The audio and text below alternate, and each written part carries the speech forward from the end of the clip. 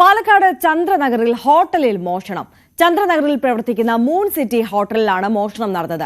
ഹോട്ടലിന്റെ പിൻഭാഗത്തെ കതക് പൊളിച്ചാണ് മോഷ്ടാവ് അകത്ത് കയറിയത്. മോഷണത്തിനിടയിൽ അടുക്കളയിൽ കയറി ഓംലെറ്റും ഉണ്ടാക്കി കഴിച്ചു. ഇതിനുശേഷം ബീഫ് ഫ്രൈ ഉണ്ടാക്കി കഴിക്കുന്നതിനിടയിൽ CCTV കണ്ട് പെട്ടെന്ന് ഇറങ്ങിപ്പോവുകയായിരുന്നു. CCTVയിൽ മോഷ്ടാവിന്റെ ദൃശ്യങ്ങൾ പതിഞ്ഞിട്ടുണ്ട്.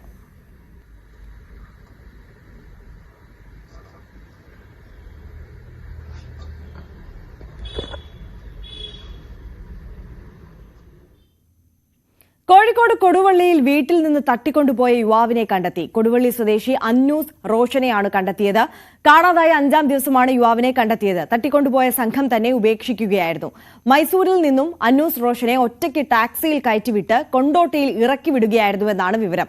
യുവാവിനെ എത്തിച്ച കർണാടക സ്വദേശിയായ ടാക്സി ഡ്രൈവർ കസ്റ്റഡിയിലാണ്. കേസിലെ പ്രതികൾക്കായി ലുക്കൌട്ട് നോട്ടീസ് പുറത്തിറക്കിയിട്ടുണ്ട്.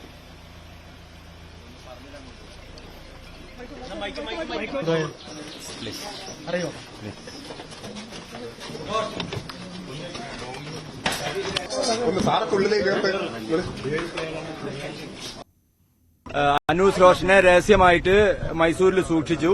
പോലീസ് സംഘം അവിടെ എത്തി.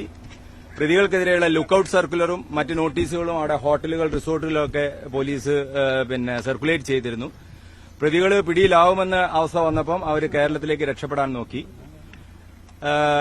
വാഹനത്തിന്റെ നമ്പർ കാര്യങ്ങളൊക്കെ പോലീസിന് ലഭിച്ചിരുന്നു.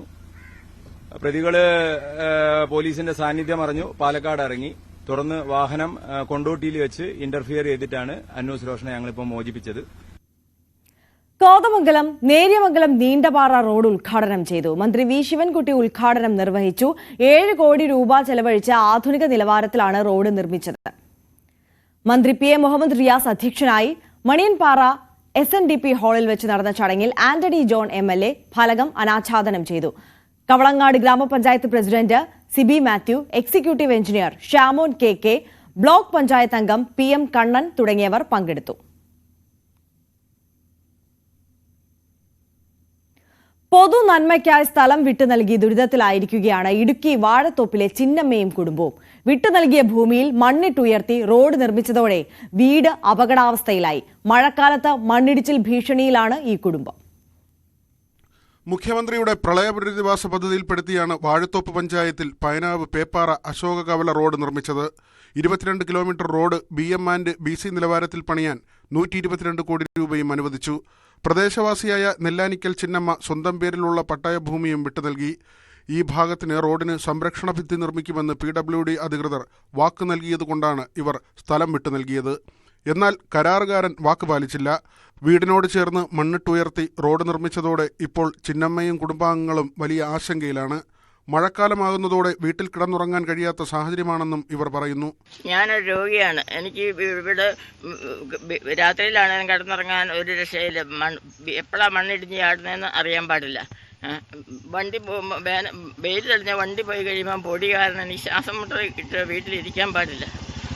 വലിയ വണ്ടിയുടെ കല്ല് വരെ തെറിച്ച് തല ചാടാൻ തുടങ്ങിയിട്ടുണ്ട്. ഈ റോഡ് പണിതപ്പം മുതൽ കെട്ടിത്തരാൻ ഇതുവരെ കെട്ടി തന്നിട്ടില്ല. സംരക്ഷണ ഭിത്തി നിർമ്മിക്കണമെന്ന ആവശ്യം ഉന്നയിച്ചതോടെ കരാറുകാരൻ പണികൾ നിർത്തിവെച്ചു. ഇതോടെ 100 മീറ്റർ മാത്രം റോഡ് പൊട്ടിപ്പൊളിഞ്ഞ് സഞ്ചരിക്കാൻ കഴിയാത്ത സ്ഥിതിയായി.